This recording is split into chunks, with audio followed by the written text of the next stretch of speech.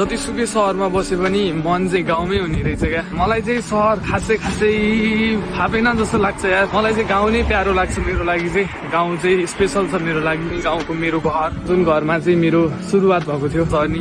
हामी जस्तो सुकै राम्रो ठाउँमा किन नपुगौँ, जस्तो सुकै राम्रो ठाउँमा बसोबास गरे पनि, जस्तो सुकै राम्रो खाएर हिँडे पनि आफ्नो जन्मथलोको माया चाहिँ धेरै हुने रहेछ होइन। धेरै याद पनि आउने रहेछ। 5 स्टार होटलमा बसेर मजाले खाँदै हुनुहुन्छ भने पनि, तर गाउँमा गुन्द्री ओछ्याएर खाएको खाना नै बेस्ट जस्तो लाग्छ मलाई चाहिँ। गाउँको रुख बोट बिरुवा सबको याद आउने क्या। फोटो हेऱ्यो बस्यो, अब फर्किन्छु म बिस्तारै भन्ने हुन्छ होइन।